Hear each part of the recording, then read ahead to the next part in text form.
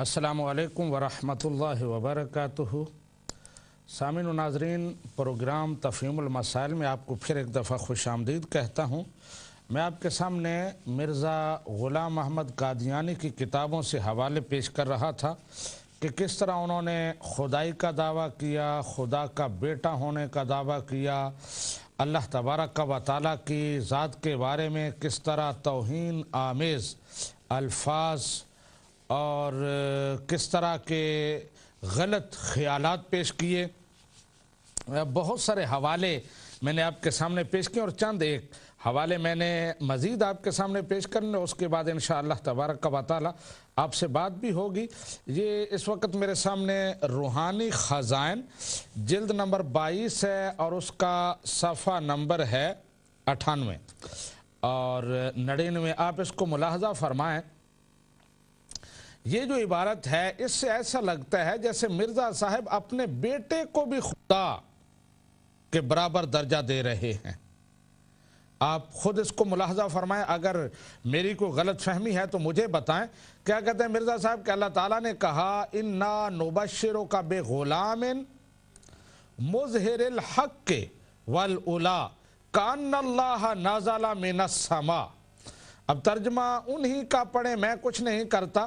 तर्जमा के लिखा हुआ है, हम एक लड़के की तुझे बशारत देते हैं जिसके साथ हक का ज़हूर होगा, गोया आसमान से खुदा उतरेगा।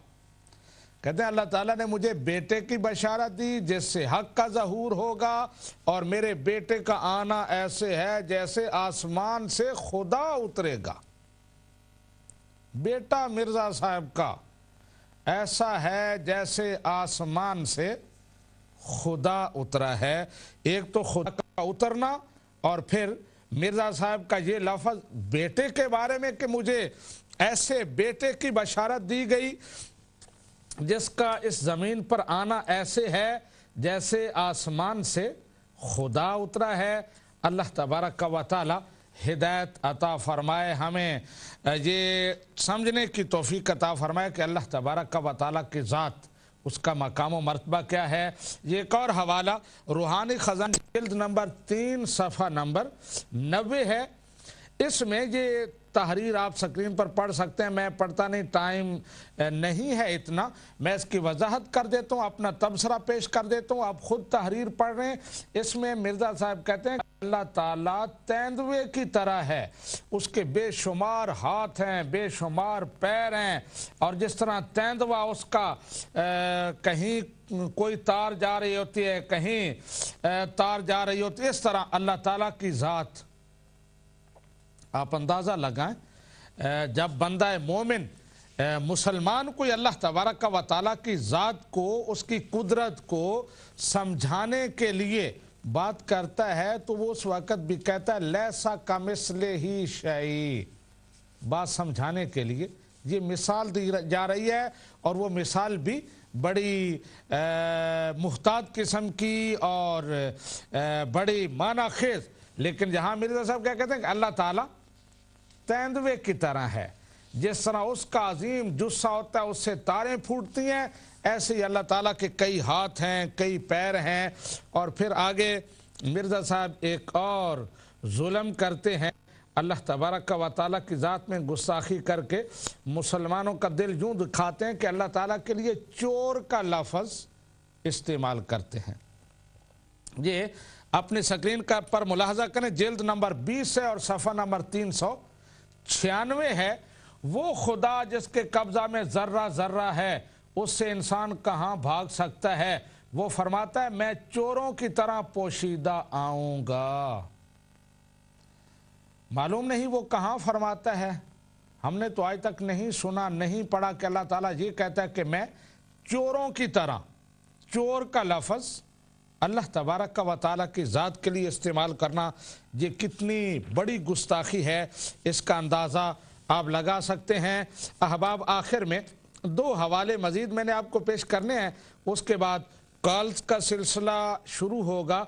और ये हवाले जो पहले भी मैंने इशारतन कहा है कि बड़े बेहुदा किस्म के इल्ज़ामात और अल्लाह तबारक व तआला की तरफ बेहुदा चीज़ों की निस्बत। ये अल्फाज आप रूहानी ख़ज़ाइन जिल्द नंबर 21 सफ़ा नंबर 81 है 81, उसको देखें। ये खुदा का कलाम है जो मुझ पर नाजिल हुआ और दर हकीकत मेरे और मेरे खुदा के दरमियान ऐसे बारीक राज हैं जिनको दुनिया नहीं जानती। यहाँ तक तो बात समझ में आती है। और मुझे खुदा से एक निहानी ताल्लुक है जो काबिले बयान नहीं है। एक निहानी ताल्लुक जो काबिले बयान नहीं है। अब आप इसको मुलाहजा करें कि वो निहानी ताल्लुक क्या है। ये निहानी का लफ्ज़ भी आप इस पर भी गौर करें कि ये लफ्ज़ कैसा है, कहाँ कहाँ इस्तेमाल होता है। अल्लाह तबारक व तआला की ज़ात के साथ इसको इस्तेमाल करना कैसा है, वो ताल्लुक क्या है। ये है अल-बुशरा, ना अल-बुशरा नहीं बल्कि इस्लामी कुर्बानी, ट्रैक्ट नंबर 34 सफ़ा नंबर 12। ये भी गालबन मंजूर इलाही कादियानी की लिखी हुई है। ये आप अल्फाज, ये ख़त कशीदा अल्फाज मुलाहजा करें।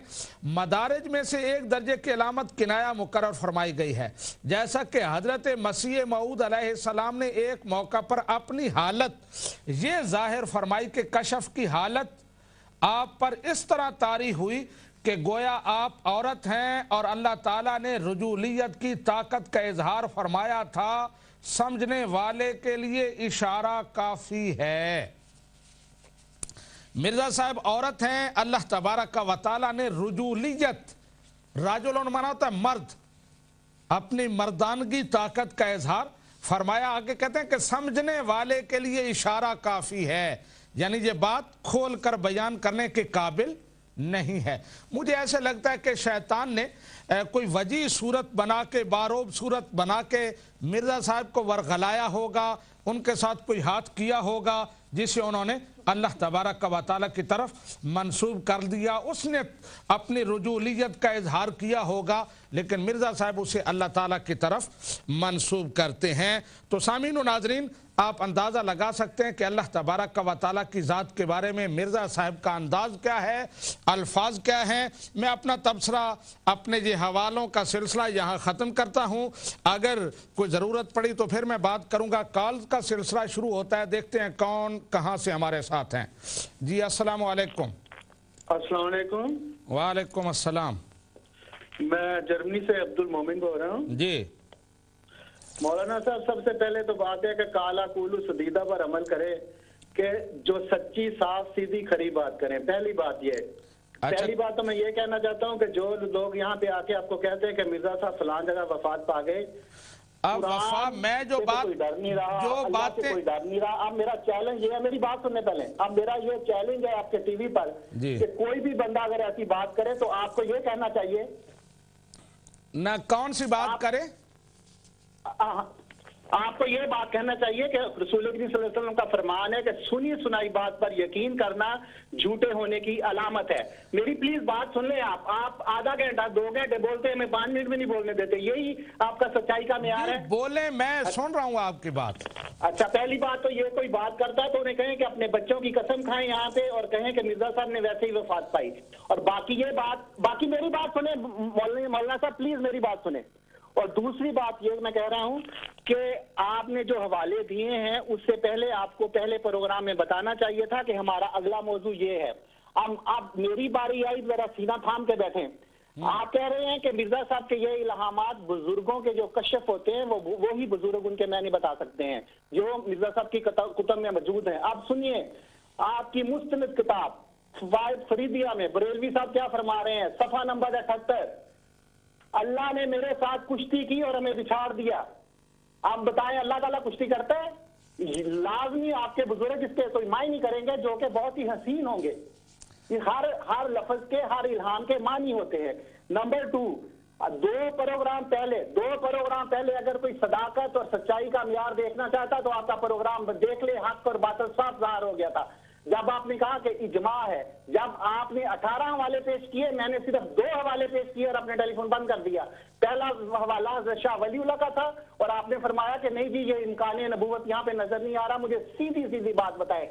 फिर मैंने सूफिया सरताज सूफिया इब्ने अरबी का हवाला पेश किया, जिन्होंने फरमाया कि क़यामत तक नबूवत जारी रहेगी लेकिन रसूल सल्लल्लाहु अलैहि वसल्लम की गुलामी में। लेकिन आपने कहा आप इब्ने अरबी का हवाला पेश कर रहे हैं, मेरे सामने कुरान शरीफ मौजूद है। इसका मतलब कि जब आपके पास जवाब नहीं होता तो आप ये फरमा रहे हैं ना दीदा दानिस्ता तौर पर या दीदा दानिस्ता तौर पर कि मेरा इरफान कुरान शरीफ का इब्ने अरबी से भी ज्यादा है। अब्दुल मोमिन साहब, आप जो बात कर रहे हैं कि इब्ने अरबी ने कहा है क़यामत तक नबूवत जारी रहेगी, जी जी, ये अल्फाज कहाँ लिखे हुए हैं? मैंने पिछली दफा आपको हवाला दिया था, ये मेरे पास नहीं, मैंने हवाला आपको लिखवाया था, फतूहात मक्किया में ये हवाला है। मेरी बात सुने, वहां जो हवाले आप पेश करते हैं उनमें ये लिखा हुआ है कि खत्म नबूवत का मतलब ये है कि आपके बाद कोई शरीयत नहीं आएगी, आप पर शरीयत मुकम्मल होगी, बस इतनी बात है। आपका जो दावा है, आप कोई किताब दिखाएं जिसमें ये हो कि बरूजी नबी आएगा, जिल्ली नबी आएगा। पूरी इस्लामी तारीख में अब्दुल मोमिन साहब आपके लिए चैलेंज है कि आप कहीं से कोई हवाला दिखाएं, मुस्तनद किताब जिसमें ये लिखा हुआ हो कि रसूलुल्लाह के बाद हकीकी नबी नहीं आएगा, गैर हकीकी आते रहेंगे, साहिब शरीयत नहीं आएगा, शरीयत के बगैर नबी आएंगे। कोई एक हवाला मुझे दिखाएं। मैंने आपको 18 हवाले प्रोग्राम में दिखा सकता हूँ, 18 हवाले अभी बुजुर्गों के। मेरी बात सुने, मैंने जो अल्फाज कहे हैं वो पेश करने हैं। आप अपनी पसंद के अल्फाज ना दोहराएं। मैं अपनी पसंद के नहीं कह रहा, जो आपका दावा है। मैंने कहा आप उनके जो अल्फाज हैं उनको गलत मफहूम पहनाते हैं। सरीहन ये अल्फाज अगर कहीं हूं कि नबी रहमत के बाद हकीकी नबूवत का दरवाजा बंद हो गया है, इतनी बात, नबूवत का दरवाजा बंद, कहीं गैर हकीकी नबूवत का दरवाजा खुला, ये अल्फाज दिखाएं कि गैर हकीकी नबूवत जारी रहेगी, जिल्ली बरूजी नबी आएंगे। कहीं एक हवाला दिखाएं, ये आपके लिए चैलेंज है। एक हवाला मैंने आपको 2 प्रोग्राम में 3 हवाले बताए और आप वो हवाले ये नहीं थे। आपने कहा कि आप इब्ने अरबी का हवाला बता रहे हैं, मेरे सामने कुरान शरीफ मौजूद है, यानी कि आप अपना इरफान कुरान शरीफ का इब्ने अरबी से ज्यादा बता रहे हैं। मैं ये कह रहा हूँ कि जो हवाले पसंद की बातें कहलवाना चाहते हैं, जो हवाले आपने पेश किए थे, इजमा है वो हमने खत्म करके दिखा दिया। अब तो आप जमाना करीम में देखें, मौलाना ये देवबंदियों के सरबराह मौलाना कासिम नानवी साहब क्या फरमा रहे हैं। वो कहते हैं जाहलों का ये अकीदा है, अगर कोई ये कहता है कि रसूल करीम की नबूवत, रसूल करीम की फैज से कोई नबूवत नहीं पा सकता, ये जाहलों का अकीदा। ये आपके मौलाना को नसीब हो उनके बारे में भी जो खत्म नबूवत का ये तर्जमा करता है, हर उस बंदे के बारे में उम्मत मुसलमान का फैसला वही है। मैंने आपको बताया कि आपने इजमा तो टूट गया, तो टूट गया। और दूसरी बात मेरी प्लीज मौलाना से ये सुने जी। अच्छा, अकली बात सुने। अब अकली, आप कह रहे थे कि हमने अहमदियों को मिल्लत इस्लामिया से निकाल दिया। अब तो आपके ही उलमा खुदा के लिए यूट्यूब पे चले हैं, हंस रहे इस बात पर। आपके उलमा फरमा रहे हैं कि पार्लियामेंट में जिन फिरकियों के सरबराह हमने बनाए थे वो देवबंदी थे और वो काफिर थे। क्या यानी कि एक दूसरे को काफिर समझने वाले लोग इकट्ठे हो गए और उन्होंने कहा कि हम तो एक दूसरे को काफिर समझते हैं, चलो हम काफिर इकट्ठे होकर हम जी को काफिर कहते हैं। क्या ये अकली दलील है? क्या ये असली दलील है? और जिन ये लाइब्रेरियों की किताबों से निकाल लें, तारीख गवाह है, खुदा की कसम ये तारीख गवाह है कि आपके उलमा भुट्टो को कहते थे कि अगर तुम ये काम कर दो तो तुम्हारे क़यामत तक तुम्हारे ताज सर पर रहेगा। क्या हुआ? उन्हीं मौलवी से अल्लाह ताला ने कहलवाया कि इस भुट्टो को सरेआम फांसी दो। ये क्या सच्चाई की दलील नहीं है? इतनी सच्चाइयों की दलील देकर सुम्मुन बुकमुन उमजुन बने हुए आप खुदा के लिए खौफ करें। अब तो सच्चाई पर आ गए। ये जमाना करीब में जामियातुल अज़हर, मिस्र की जो यूनिवर्सिटी है, जामियातुल अज़हर में उनके प्रोफेसर कह रहे हैं कि आप कुरान शरीफ में कोई दलील नहीं है कि रसूल हजरत ईसा को जिंदा आसमान पर उठा लिया। राफे का मतलब राफे का मतलब लिए जा रहे हैं कि जिस्म के समेत करोड़ों लोग पढ़ते हैं अल्लाहुम्मा मग़फ़िरली वरहमनी वहदिनी वराफानी से मुराद अगर आप ये लेते हैं कि जिस्म समेत उठा लिया तो क्या किसी अब्दुल मोमिन साहब आप फिर वही बुलंद करना। शुक्रिया आपका, आप फिर वहीं चले गए हैं जहां पर जाकर आपकी तान टूटती है। कहाँ थी बात नबूवत की और कहाँ हजरत ईसा की वफात पर चले गए। मैं बार बार कह चुका हूं कि आपके और उम्मत मुसलमान के दरमियान मसला मुतनाज़ा फ़ी जो है वो हज़रत ईसा अलैहिस्सलाम नहीं है, मिर्ज़ा ग़ुलाम अहमद कादियानी का दावा नबूवत है। आप जितने भी हवाले पेश करते हैं इब्न अरबी के, शाह वलीउल्लाह देलवी के, किसी में भी ये नहीं है कि नबी रहमत के बाद जिल्ली बुरूजी कोई नबी आएगा। वहां आप उनको गलत मफहूम पहनाते हैं। मैंने आपको चैलेंज किया है कि इस्लामी तारीख में कोई एक हवाला किसी मुस्तनद किताब का उम्मत मुसलमा में से दिखा दें जिन्होंने ये कहा हो कि नबी रहमत पर हकीकी नबूवत ख़त्म हुई है, गैर हकीकी नबूवत जारी रहेगी, गैर हकीकी नबूवत जारी रहेगी के अल्फाज दिखाएं। आप ये दिखाएं कि किसी ने ये कहा कि ला नबी आबादी का माना यह है कि आपके बाद कोई हकीकी नबी नहीं आएगा, गैर हकीकी नबी आते रहेंगे। खातमुन नबीयीन का माना कहीं किसी किताब में ये दिखाएं किसी मुसलमान ने 1400 साल तारीख में लिखा हो इसका मतलब ये है कि हकीकी नबी खत्म हो गए, गैर हकीकी नबी आएंगे। कोई एक हवाला आपके लिए चैलेंज है, लेकिन आप ये चैलेंज कबूल नहीं कर सकते। जी नेक्स्ट कॉलर से बात करते हैं। हेलो, अस्सलाम वालेकुम। जी वालेकुम अस्सलाम।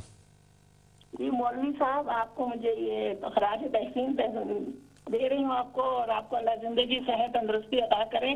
आमीन। बहन कहाँ से बोल रही हैं? इनको हिदायत नहीं आएगी। कहाँ से बोल रही हैं आप? अल्लाह ने हिदायत नहीं की है, अल्लाह ने कुरान उतार दिया है। कुरान को सोच कर समझ कर पढ़ने की ताकत अल्लाह ताला ने बंदे को खुद दी है। जी तो जी। उसको अगर ये समझते नहीं है, नहीं पढ़ता है, सबसे बड़ी बात ये है कि इनको मक्का मदीने में जाने की इजाजत नहीं है, इसलिए कि इनको अरबी की, जब अरबियों से पढ़ के कुरान कौन समझेगा। जब इनको इतनी अकल नहीं आ रही तो ये कभी जिंदगी भर नहीं सुधरेंगे। ये काफिर है, ये काफिरों को समझाना बहुत मुश्किल काम है। जी बहन, आपने प्रोग्राम पर हौसला अफजाई की, आपका शुक्रिया। अल्लाह तबारक व तआला आपको अजर अजीम अता फरमाए। नेक्स्ट कॉलर से बात करते हैं। अस्सलाम वालेकुम मौलवी साहब। जी वालेकुम अस्सलाम। मशहूद अर्ज कर रहा हूँ। जी मशहूद साहब। हाँ जी बोलो साहब। आपने मशहूद साहब मेरी बात सुन लें, आपने बड़े वो कुरान के मुझे चैलेंज किए थे। मैंने जब कुरान की बात की तो आप मुड़ के आए ही नहीं। आज कुरान से हट के बात की है तो आप फिर हाजिर हो गए हैं। आज मैं मौजूद हूँ, कुरान पे भी बात करेंगे, आप थोड़ा टाइम तो। अच्छा, अभी जो मैंने बातें की हैं, जितने हवाले पड़े उन पर कोई बात करना चाहेंगे आप? हाँ जी, अगर आप इजाजत दें तो मैं जी करें। अच्छा जी मौलवी साहब, बात ये है कि इस्तारा और मुजाज एक चीज है जो मजहबी दुनिया में ये अल्फाज इस्तेमाल किए जाते हैं। ये जो आपने बातें की हैं, ये मिर्जा साहब ने इस्तारतन ये बातें हैं सारी, ये मुजाजी कलाम है। अगर आप इजाजत दें तो मैं एक इमाम शेरानी साहिब जो बहुत बड़े इमाम गुजरे हैं, बुजुर्ग हैं, उनकी किताब मशहूर है अल-वाक़िअतुल जवाहिर। उसमें वो क्या नाम बताया किताब का? अल-वाक़िअतुल जवाहिर। अल-वाक़िअतुल, पहले किताब का नाम सही मशहूर साहब पढ़ लें, फिर उसका हवाला देना। देखें वो मेरे इस वक्त अल-वाक़िअतुल जवाहिर, यही तो मैं कह रहा हूँ ना कि आप किसी उस बंदे को फोन करें, आप कहें अपनी इंतजामिया को कि कोई ऐसा बंदा मुकर्रर करें जो किताबों के नाम ले सके। बात सुने, गलती आपसे भी होती है। आपने भी एक दफा मिन को मन पढ़ दिया था, मैंने दुरुस्तगी कराई, फिर मैं आगे निकल गया। कहाँ ये आपकी है, मिन को मन पढ़ दिया था। अच्छा डी बात करें अल जवाकी तो वल जवाहिर। हाँ वो ठीक है, मेरे सामने जो इस वक्त लिखा पड़ा आपके सामने जवाके तो वल जवाहिर है, तो फिर कंप्यूटर प्रिंट है, वहां पे मीम इस तरह लिखा हुआ है जैसे वो एक नुक्ता लग रहा है। कोई ऐसी बात नहीं, इसमें आप क्या कर लेंगे। अब आपने कहा तो अल-मवाक़ितुल जवाहिर हो गया। वो मीम जो है ना वो इतना बारीक, मीम तो इसमें है ही नहीं, मीम तो इसमें है ही नहीं, मीम कहाँ आ गई? मैं आपने अल-मवाक़ितुल जवाहिर, मैंने अल-मवाक़ितुल जवाहिर सुना है। यही तो मैं अर्ज कर रहा हूँ मशहूर साहब, आपने अगर ये पूरी दुनिया में सुना जा रहा है, आप टाइम जाया करें, आपको पता ही नहीं किस किताब से आप हवाला पढ़ रहे, उसका नाम आपको पढ़ना नहीं आता, उसको आप क्या समझेंगे, उससे आप लोगों को क्या समझाएंगे? जरा किताब का नाम पहले मुझे सही तरीके से बता दें फिर। देखिए मेरे सामने इस वक्त कंप्यूटर प्रिंट पड़ा हुआ है, जो मुझे नजर आ रहा है वो अल-मवाक़ितुल जवाहिर लिखा हुआ है। अब अगर उसमें कहीं कोई चीज मीम है या चीज है तो जो मुझे नजर आ रहा है वो मैं आपको पढ़ के सुना। अच्छा, किताब तो नहीं मैंने लिखी ना जी। अल-मवाक़ितुल जवाहिर जो मुझे अल-मवाक़ितु वल जवाहिर, ओहो अल-मवाक़ितु वल, मैंने उसको तेजी से बोला है अल-मवाक़ितुल जवाहिर, वो वाव को मैंने आप अच्छा मैं समझ गया हूँ, मैं उसको आपका हवाला पढ़ के सुनाता हूँ जी।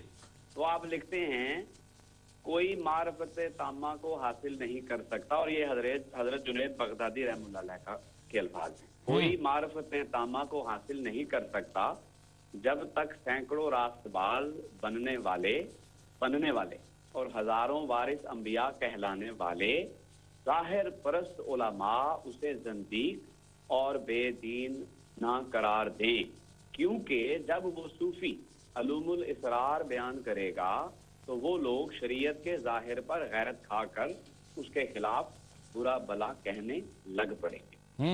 अब मुझे वक्त देना है आपने, आगे उसी सफे पर नहीं, इस इबारत से आप बता देना क्या साबित हुआ। अच्छा, साबित मैं ये कर रहा हूँ कि जब भी खुदा के नेक लोगों ने इस्तारतन और मुजाजन कलाम बोला है तो आप जैसे जाहिर परस्त उलमा, मैं बड़े अदब से अर्ज कर रहा हूँ, उन्होंने हमेशा उनको जंदीक और बेदीन करार दिया है। ये इसकी तशरीह की अच्छा मशहूद भट्ट साहब, मुझे कह रहे थे मैं आपकी बात सुनूंगा, इस पर बात कर ले, मैं आपकी बात सुनूंगा। यहाँ जो आपने इबारत पढ़ी है उसको आप फिर पढ़ें, वहां सूफी का लफ्ज लिखा हुआ है। सूफी, जब सूफी मारिफ बयान करेगा मौलाना साहब, आप इससे मिर्जा की नबूवत कहां से साबित हो गई? आता हूँ नबूवत पर, तभी मैंने बात करनी है। अच्छा, मैं यही कह रहा हूं कि जो बात आपने करनी है वही करें। फिर ये है कि जिंदीक और काफिर से अगर किसी की सच्चाई साबित होती है तो हर रोज आप मुझे आके झूठा, आपके कॉलर मुझे कज़्ज़ाब कहते हैं, आप मुझे यहाँ बुरा भला कहते हैं। इसका मतलब यह कि मैं जो कुछ कह रहा हूँ सच कह रहा हूँ। देखिए मेरी बात सुने, पहली बात तो ये है कि जब मेरी बात पूरी होगी तो आपको बात समझ में आ जाएगी। अच्छा, आगे बोलें। छोटी सी बात अर्ज करना, अभी तो आपने मुझे बड़ा लंबा चौड़ा लेक्चर दे दिया है जी, अल-मवाक़ितुल जवाहिर पढ़ा जा रहा, मैंने सिंपल उर्दू बोली और आप मुझे उसकी तशरीह पूछ रहे हैं, तो ये ना करें आप, मुझे हवाला पढ़ने दें पूरा। इसी सफा पर शेख मोहिउद्दीन इब्न अरबी का भी कौल लिखा हुआ है। वो कहते हैं इन जाहिर परस्त लोगों के हाथों हम और दूसरे तमाम आरिफ लोग मारफो इसरार के इजहार के बायस सताए गए, हमें जंदीक करार दिया गया और सख्त दुख दिया गया। मैं इन हवालों के हवाले से बात कर रहा हूँ। आगे सुने, हजरत शेख अब्दुल कादर जैलानी रहमुल्लाह अलैह रज़ी अल्लाह ताला अन्हु क्या फरमाते हैं। आप कहते हैं औलिया अल्लाह की जो बाज बातें तुमको खिलाफ शरीयत नजर आए, तुम्हारा फर्ज है कि उनके इनकार में जल्दी ना करो और हद्दुल वसा उनमें तत्बीक दो। बहुत मुमकिन है जिसको तुमने खिलाफ शरीयत समझा हो वो शरीयत के मुताबिक हो, क्योंकि उन लोगों के पेशे नजर उनके ऐसे मुतालिब होते हैं जहां तक अवाम की रसाई नहीं होती। अच्छा। अब देखें, मैं आपको एक हदीस सुनाता हूँ अब नबी पाक सल्लल्लाहु अलैहि वसल्लम जी, बुखारी की हदीस है, जो आपने बड़ा माशाल्लाह तकरीर की है जी। बोले सुनाए हदीस। अच्छा सुने, हदीस सुने, आप तबसरा करने दिया करें ना, आप भी बड़ा बड़ा लंबा तबसरा करते हैं। हजरत नबी पाक सल्लल्लाहु अलैहि वसल्लम की हदीस है कि क़यामत के दिन अल्लाह ताला फरमाएगा, ए बंदे, मैं भूखा था, तूने मुझे खाना ना दिया, मैं मरीज था, तूने मेरी अयादत ना की, मैं प्यासा था, तूने मुझे पानी ना पिलाया, मैं नंगा था, तूने मुझे लिबास ना दिया, ये मिशकात में भी दर्ज है, ये बुखारी में भी दर्ज है। मौलाना साहब आगे पढ़े, हदीस सारी पढ़े, हदीस आगे सारी पढ़े। फिर अल्लाह ने फरमाया जब बंदा मेरे पास चल कर आता है तो मैं उसके पास दौड़ कर आता हूँ। अब सुने मेरी बात, ये जितनी आपने अभी बातें की हैं खुदा के लिए, मेरा मकसद ना आपसे बहस करना है और ना फतह शिकस्त के कोई झंडे गाड़ना है, ना मैं यहाँ आपकी जुबान की गलतियां पकड़ने आया हूँ। मैं बड़े एहतराम से अर्ज करता हूँ, एतराज करने से पहले कम से कम अपनी कुतुब का मुतालिया तो कर लिया करें। अच्छा मशहूद भट्ट साहब, अब आपने मेरी भी बात एक सुनते जाएं। ये मैंने अभी नहीं, अभी ये स्क्रीन पर एक तहरीर नजर आ रही है, इसका मफहूम मुझे बताते जाएं। मैंने आपको इस्मा वालादी, अल्लाह ताला मिर्जा साहब को कह रहा है इस्मा वालादी, ए मेरे बेटे सोन। इसका जरा मफहूम मुझे बताते जाएं। मौलाना साहब, इसका उस हदीस के साथ क्या तकाबुल है जो आपने पेश की है? अच्छा मैंने ये हदीस ये पेश की, अभी आप बड़ा लहक लहक के कह रहे थे कि जी खुदा शर्माता है मिर्जा साहब का नाम लेते हुए, और इस तरह की आप बातें कर रहे थे। और आप ये कह रहे थे क्या खुदा की तरफ ऐसी बातें मंसूब की जाती हैं, तो ये भी तो बातें मंसूब हुई हैं। कैसी आप बेदयानती से काम ले रहे हैं। ये मैंने जो हदीस पढ़ी है इसमें जो अल्फाज हैं वो नजर नहीं आ रहे आपको क्या? अब सुन लें, ये वल्दी का भी जवाब सुन लें। क्या आप लोगों को कुरान में वो आयत नजर नहीं आती जिसमें खुदा कहता है मुझे ऐसे याद करो जैसे अपने बापों को याद करते हो? किधर चली जाती है वो आयत? ये इस्तारातन ऐसी बातें की जाती हैं, इन्हीं बातों पर ईसाई और हिंदू उलमा इतराज करते हैं।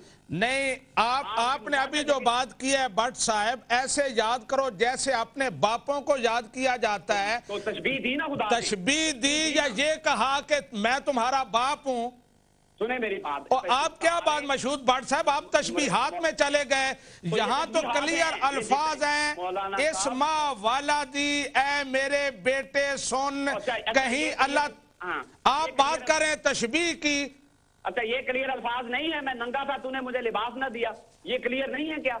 मैं आपको आपका शुक्रिया मशहूद भट्ट साहब।